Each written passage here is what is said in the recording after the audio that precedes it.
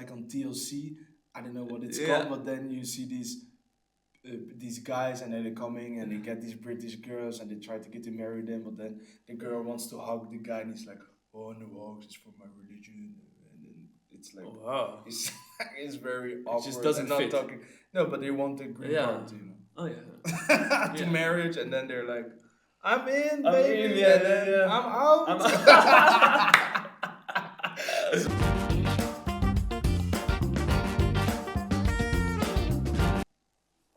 Oké, welcome to the Doofgewoon Podcast.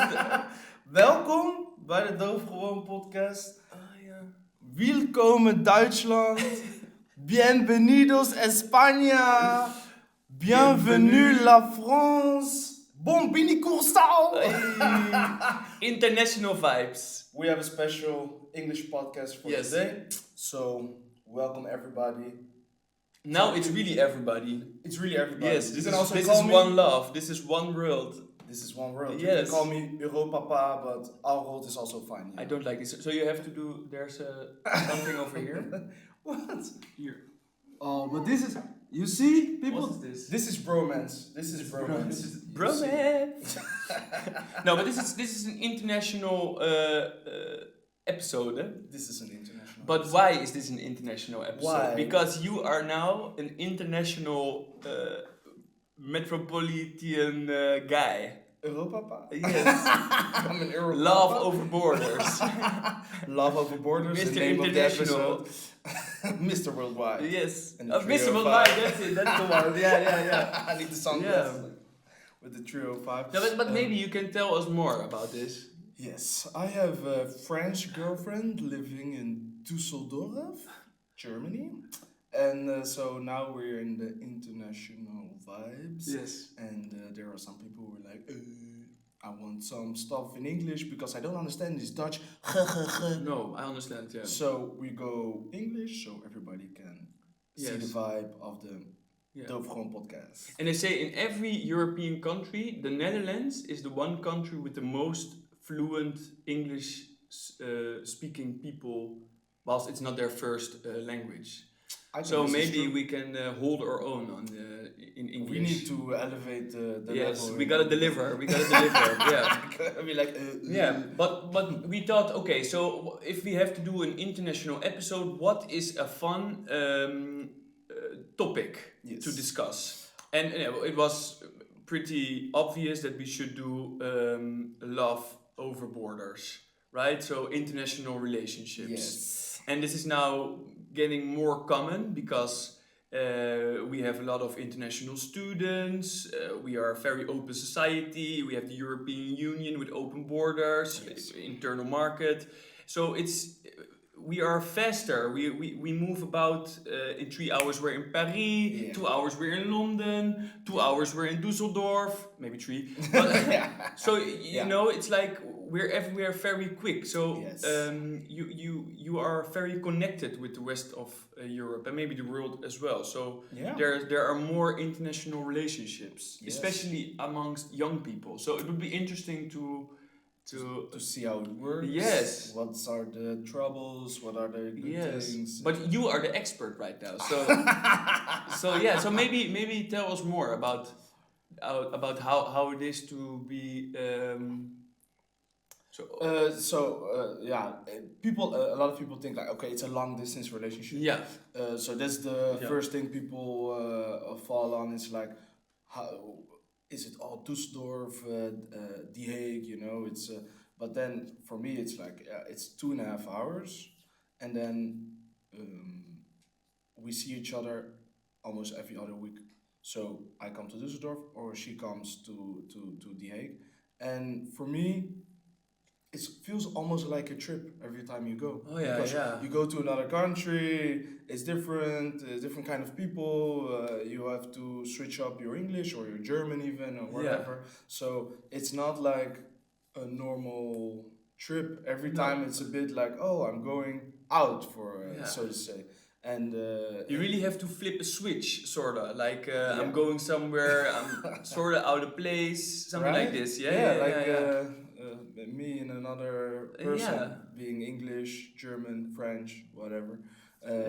So this is what people frequently ask, and also I tell them my girlfriend is French, Yeah. and then they're like, so she lives in France? No, she lives in Germany. So she's not German? No, she's French living in Germany, working there. Yeah. So this is also a lot of what people are asking. But it's very interesting because you say frequently asked questions, so it's always in relation to other people and what other people think. Because I remember in the beginning of your relationship, you were also a little bit not hesitant is not a good word, but more like you were a bit worried about what people thought about the long distance, right, and the other countries and such. But how did this change? Yeah. Well, I shouldn't care about what other people think about Yeah, it. it's So preach. that's the first. Yeah. But I just noticed that in the Netherlands, a lot of things are pretty close. You know, you have your school, you have your. Yes, we're like a city. It's not that big. So when I tell my friends, oh, living in The Hague, I moved to Rotterdam, they're like, oh, dude, have to go to Rotterdam to visit you, whatever. But it's like 20 minutes, 15, 20 minutes with a car. So it's not far at all. But I don't know, this is the Dutch vibe. Everybody feels like everything is far. Yeah. It's not. And then when you go to Düsseldorf, we have a lot. Obviously, my girlfriend is French, so she has a lot of French friends living in Germany. And for them, it's super calming to the brother lives in somewhere else in Germany. Then the other sibling lives in the south of France. They come for a weekend to go to the north. It's 6-7 hours to the north to spend the weekend with the parents, with the grandma or whatever, or vice versa. It's very common. People come from all kinds of places and traveling multiple so hours. it's more interconnected with the rest of Europe, and obviously maybe. France is bigger, but you feel like there's a bit of the cultural difference of traveling for whatever purpose. For example, there's this Americans, sometimes they come to the Netherlands and then they're like, I live close to the city. I live where do you live? In Groningen. In Groningen. It's like way outside the city for us. It's only 2 hours from the airport. What? That's the whole country from north to south? Yeah, so that's funny of the cultural differences of this perception. So you also had this perception, like it can be far and it could be maybe annoying. For me, I took it a day at a time. So first you go there. First we met here in The Hague. Then I was like, okay, I will go to Düsseldorf one time. I went with the car, and then you feel it out. And then I think I found a nice way to do it, and it doesn't really bother me. Yeah. It's a 2.5, something like 3 hour drive. Yeah. I do 2 podcasts. I'm there. That's easy going. Spauw. Easy. Yeah, nice.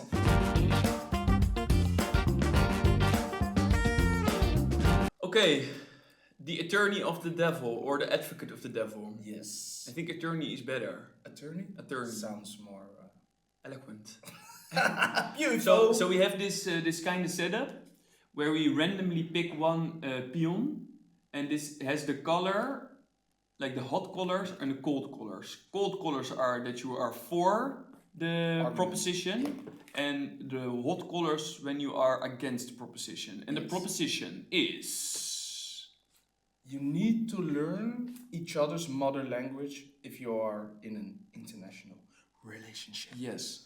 So I must say, when I was looking on the internet about this topic, every time I use the words international relationships, it's every time the foreign affairs. Yeah. So love over borders. Love over borders is what kept coming up. That's maybe a better phrase. Love over borders. True, it sounds like a bad reality show.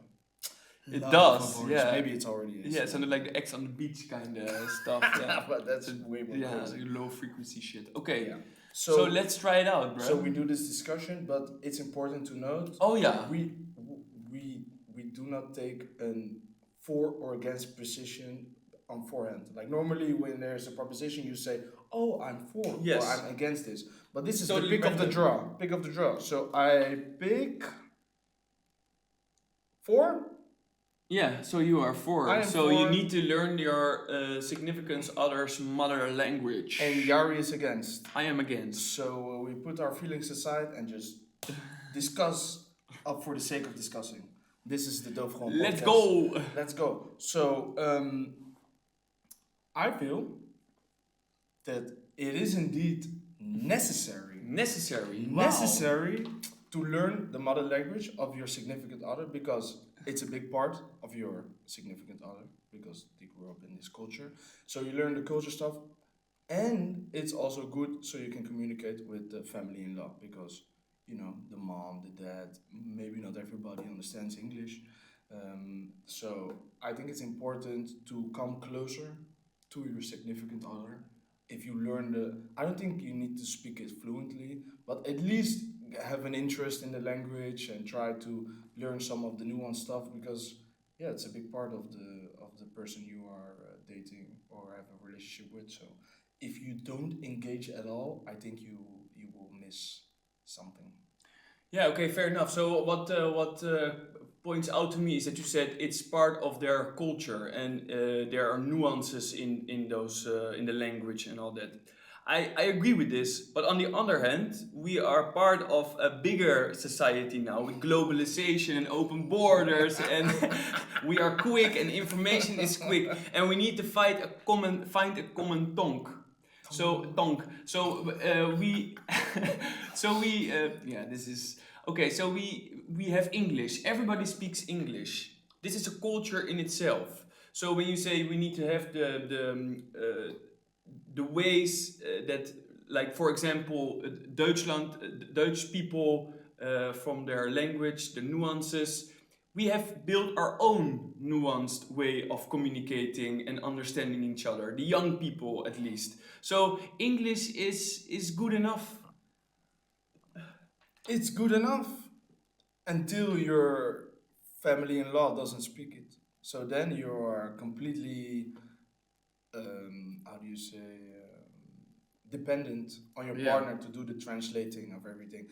And actually, to make a quick side note, who am I to say, because my parents are deaf and I have to translate all the time for everybody, because this is the Doofgewoon Podcast. It means deafly normal. It's like a word joke you only get in Dutch, but it means deaf, and even if you're deaf or if a deaf family, you are still normal.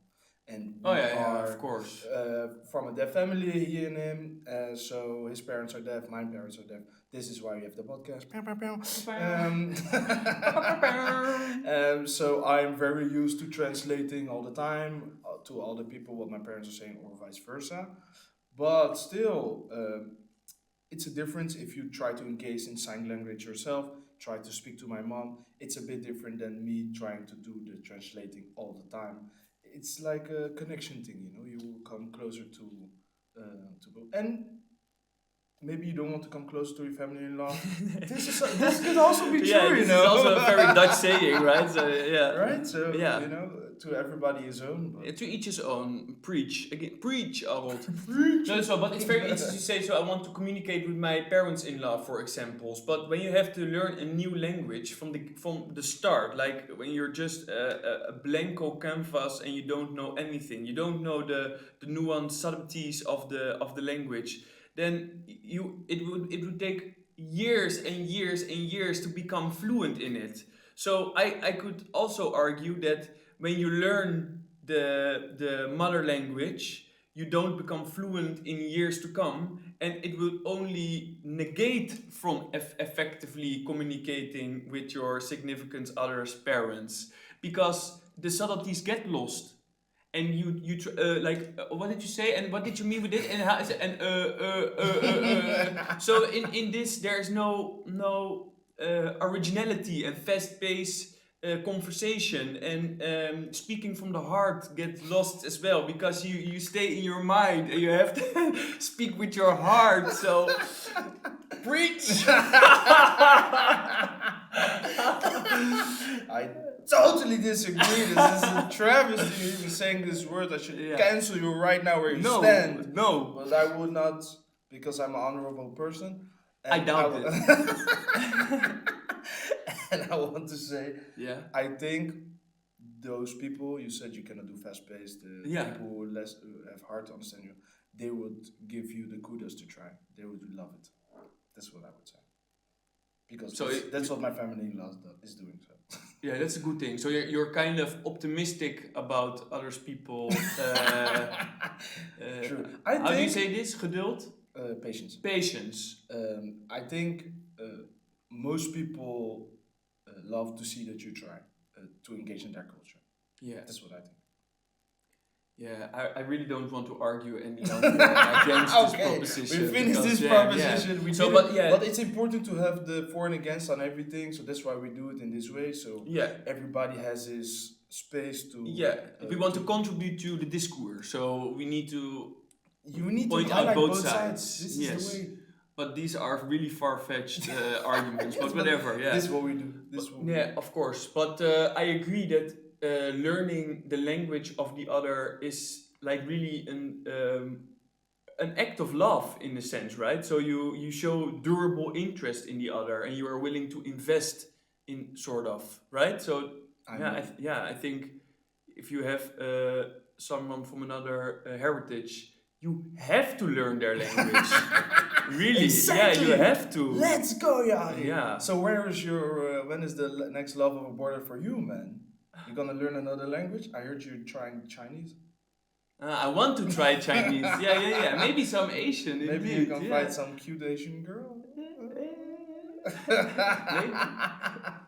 But yes, I'm actually this time. Sometimes you're not for against what you get. No, but so this time it was right for me because I am learning the mother language of my girlfriend. Yeah, it's almost a statement of fact. It's not really a proposition, right? For it me, feels like this. Yes, for me, but at least. I know. I also understand if you have a busy job, you have things to do. It's hard to learn a whole new language. It's not easy to do, and some people are not good. But that's the point, right? It's almost symbolic for a relationship. But I think if you want to come closer to your partner and if you want to grow together and really, I don't know, be more intimate in your relationship, this is a very. When you say intimate, it's also to become intimate. Yes, because first you learn the culture, and then there's all these nuances within the culture that someone relates to, and you can join in. So, for example, we have the King's Day. Yes. Emily never went to a King's Day. She came here with an orange pullover, and she had party 2 days with us, and she loved the holiday. And now she has a relationship with the holiday, and then it's, the King's Day is coming, I'm coming, blah, blah, blah, and we're gonna go party. But she also understands you better then. In a way, yes, because we always do it.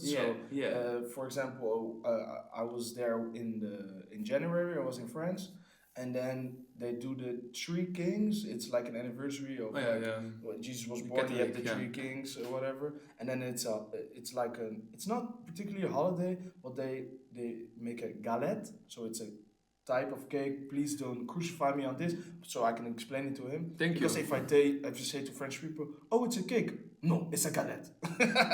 Okay. It's a galette. It's something on its own. It's there's spice. I don't know how you can say spice. Disgusting. But then in there is like a little emblem, like a character or something, and then you cut the cake. And if you have the piece of the cake with the emblem in it, so they put it in, and then when you get it, you're the king or queen of the day, and you have to appoint your king or queen. And it's just everybody has to service you, right? Have to treat you like a king. Yes, it's like you're the king or queen of the day and whatever. And how do they celebrate this? Like in citywide or like it's within just family eating with each other. So like Passover or something. Yes. Like so it's just an excuse to eat each other and. Excuse to eat each other? Eat with each other. Eating together. There's a lot of excuses, a lot of holidays where you can just eat with each other. Yeah, so that's very South European. Yes, love it. This is the way. And then I was there one time. I poured it all in. I eat the galette. It was amazing, and and then this type of culture. This is why they go together, and it's fun. You meet everybody, and I think it brings you closer to your partner if you experience these types of things. It goes to show how important culture really is, huh? Yes, it really is. Yeah. Okay, interesting. Okay.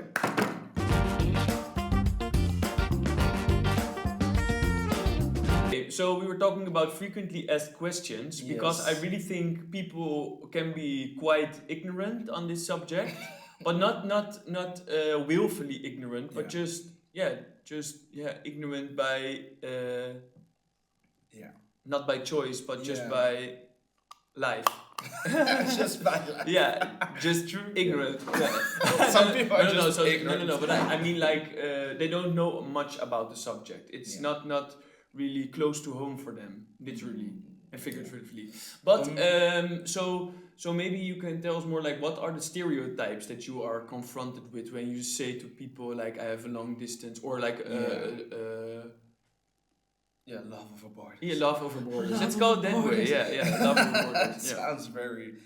Because I'm interested in that. So what are people's first intrusive thoughts, maybe? Well, first they think we don't really see each other that much. So they think it's a long distance, so it's like long. We don't see each other that much, and I think this is what people a lot of things say. Sometimes they think like, oh, but does she speak English? I'm like, you think I speak French fluently or something? Yeah. I thank you, but Yeah. But this also exists, right? That relationships where they really don't speak the same language, and it's just some science. Yes, you have to like I don't know. It's like on TLC. I don't know what it's called, but then you see these guys, and then they're coming and they get these British girls and they try to get to marry them, but then the girl wants to hug the guy and he's like, oh no, hugs is for my religion, and then it's like, Oh, wow. it's very awkward. just doesn't and not fit. talking. No, but they want the green card, you know, Oh yeah. to Yeah. marriage, and then they're like, I'm in, I'm baby, in, yeah, and then yeah. I'm out. But we are both European, so this is not the case. This is not the case. We both have European passports, so she's not with me, so she can be in my beautiful apartment in The Hague. She's not using me for any of those things. Yeah. Definitely not. Yeah. So there's And not I'm like not using some. her for her apartment No. in Düsseldorf. Definitely not. So there are not like bureaucratic advancements if you have these relationships.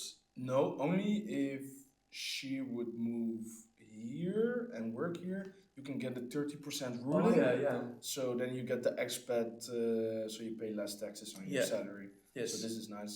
Yeah. On the first 30% of your salary, right? It's just no taxes at all.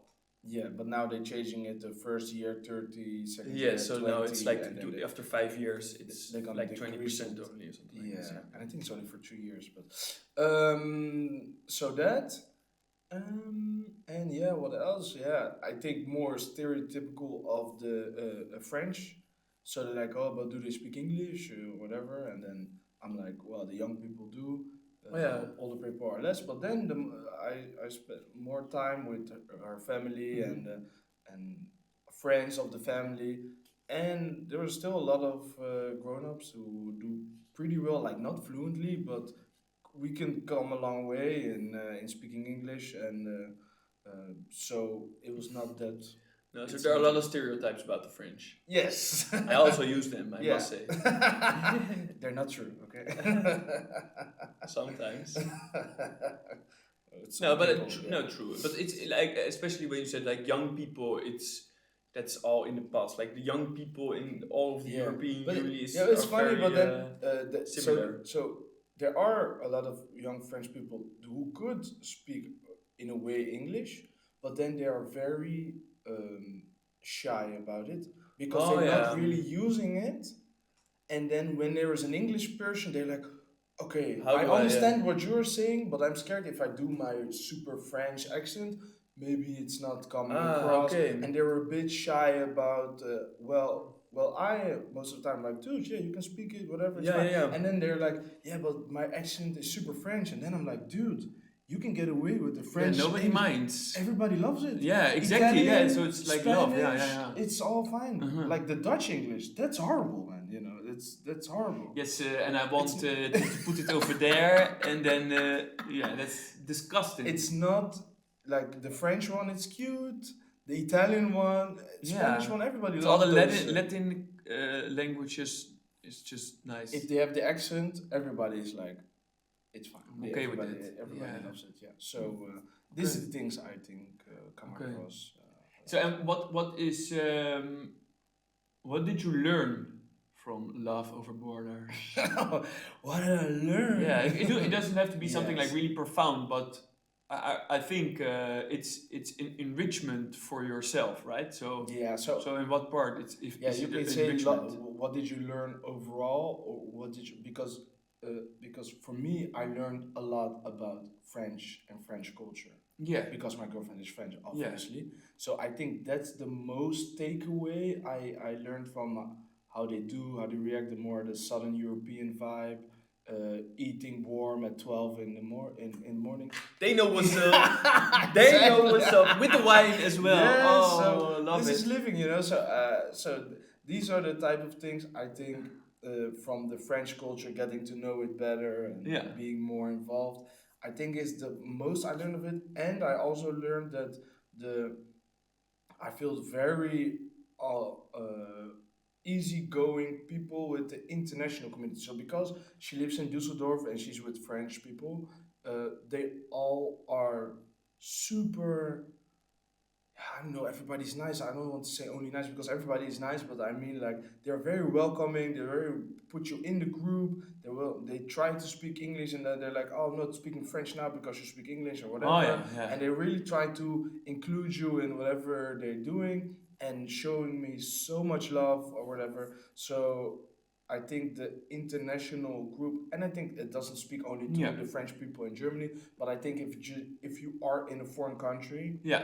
and you are with people from other places, I don't know. It's a very It's a cool- community. Yeah, it's very community. The community is very cool, and everybody is There's a welcoming, cohesion, loving, like and from the get and go. everybody wants to share their culture, and Yeah. it's very.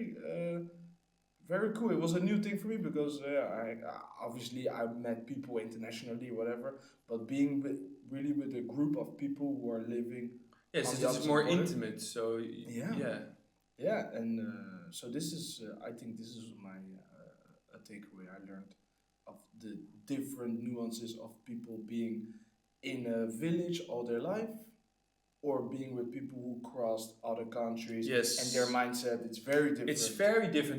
They also say the most people who will become leaders of the future, yada yada yada. They also do the international how do you say this? Stage? Internship, because they say this is the time in your life that you learn the most. Yeah. Because you also get confronted with your own culture and your own values, and maybe that they are not really a universal truth or something like this, you know? Yeah. So a lot of people also, when they had an international internship, when you ask them later on in life, like, what is the most memorable time of your life? 9 out of 10, it would be the international internship. Yeah. So also my sister, she also went to South Africa, right? And yes. she also says, this is the time when I changed the most. Yeah. So me, like... Yeah, you learn a lot. Yes, exactly. So yeah, there's a lot to learn from other cultures. I agree totally. Yes. So... No, I'm not gonna do it. So yeah. Yes, so this was our English. This is the first time we do it. It's fun, and maybe next time we record, we'll do another English one. Let's see. Yes. Let's see how the reception is. But Yeah. yes, this was it. Thank you, everybody. And, Until next time.